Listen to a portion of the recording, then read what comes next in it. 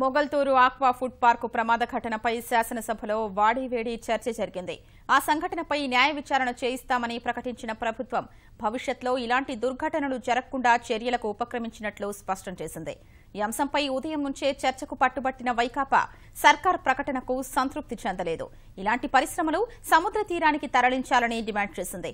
ఈ క్రమంలోనే తీవ్ర గందరగోళం నెలకొని సభ నిరవధిక వాయిదా పడింది. పశ్చిమ గోదావరి జిల్లా మొగల్తూరు ఆక్వా ఫుడ్ పరిశ్రమ దుర్ఘటన శాసనసభలో అధికార ప్రతిపక్షాల మధ్య తీవ్ర వాగ్వాదానికి దారితీసింది.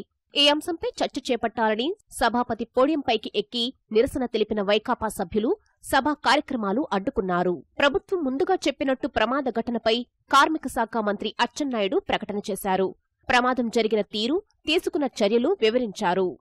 ఈ విషయంపై మెజిస్టీరియల్ ఎంక్వైరీ నిర్వహించడానికి ప్రభుత్వం నిశ్చయించింది. ఆక్వా ఇండస్ట్రీలో కార్మికుల రక్షణ కోసం తగు సూచనలు చేసి భవిష్యత్తులో ఇలాంటి సంఘటనలు పునరావృతం కాకుండా ఉండడానికి కావలసిన చర్యలను సూచించడానికి ఒక సీనియర్ ఐఏఎస్ అధికారి అధ్యక్షతన నిపుణుల కమిటీని నియమించాలని చెప్పి ప్రభుత్వం నిర్ణయించింది. మంత్రి ప్రకటనపై విపక్షం సంతృప్తి చెందలేదు. రొయ్యల పరిశ్రమలో వ్యర్థ జలాన్ని శుద్ధి చేసే వ్యవస్థ ఉంటే గొంతేరు కాలువకు పైప్ లైన్ ఎందుకుందన్న జగన్ ప్రశ్నకు మంత్రి సమాధానమిచ్చారు. ఇన్ని తప్పులు కనిపిస్తా ఉన్నా కూడా యాజమాన్యం నిర్లక్ష్యంగా వ్యవహరించింది అన్న మాట మీ స్టేట్మెంట్ లో ఒక్క చోట కూడా మీరు లేదు అధ్యక్ష. క్లీనింగ్ చేయడానికి పోయిన కార్మికులు 5 మంది కూకా అనే మాట కూడా మాట్లాడుకోకుండా చనిపోయిన పరిస్థితి అధ్యక్ష. అదే అటువంటి చోట మీరు ఇదే ప్రాజెక్టు మీరు పెడతా ఉన్నారు. ఇది కనుక పొరపాటు ఏదైనా జరిగితే అధ్యక్ష ఎన్ని వేల మంది చనిపోతారన్నది ఒకసారి దయచేసి ఆలోచన చేయమని చెప్పి కూడా నేను కోరుతా ఉన్నా.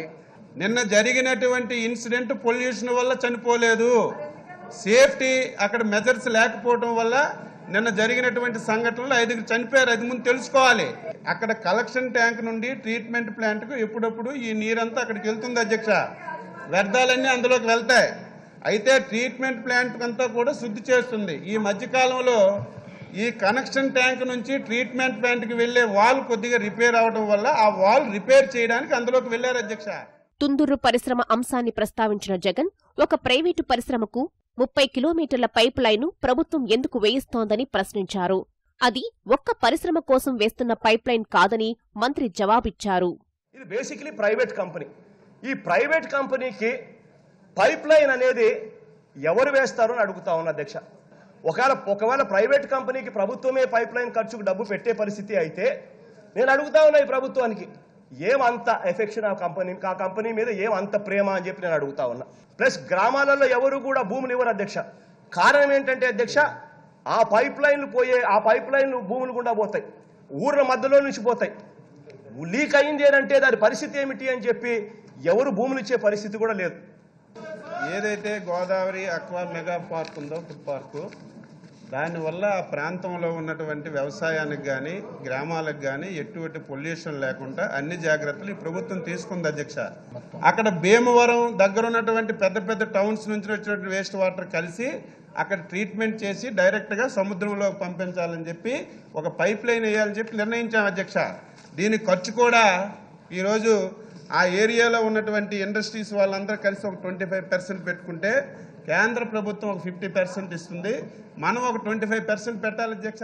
ఈ చర్చ సందర్భంగా చదువుల విషయంలోనూ అచ్చెన్న జగన్ మధ్య సంవాదం జరిగింది. మన మంత్రి గారికి ఫస్ట్ ఇంగ్లీష్ కరెక్ట్ చేసుకోమని చెప్పండి అధ్యక్ష. అది కామన్ ఎఫెక్ట్ ట్రీట్మెంట్ ప్లాంట్ కాదు, common affluent treatment plant. First అది నేర్చుకో సార్. నీలాగా నేను హైదరాబాద్ పబ్లిక్ స్కూల్లో చదువుకోలేదు జగన్మోహన్ రెడ్డి. నేను నేల మీద మట్టిలో కూర్చొని చదివాను.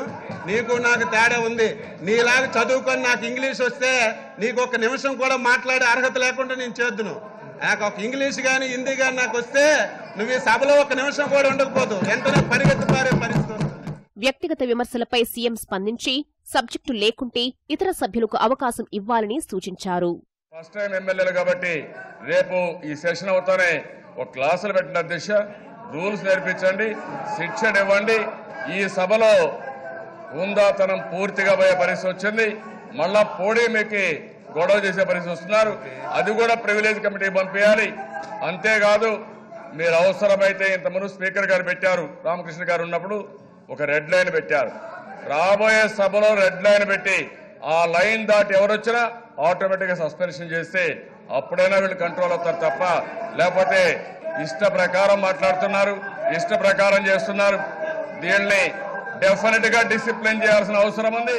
సబ్జెక్టు మాత్రమే చర్చించాలని జగన్ కు సూచించిన సభాపతి ఆయన వినకపోయేసరికి పశ్చిమ గోదావరి జిల్లా ప్రజాప్రతినిధులకు అవకాశం ఇచ్చారు. దీంతో మరోసారి వెల్లోకి వైకాపా సభ్యులు వెళ్లి ఆందోళన చేశారు. ఈ గందరగోళంలోనే సభాపతి కోడేలా శాసనసభను నిరవధికంగా వాయిదా వేశారు.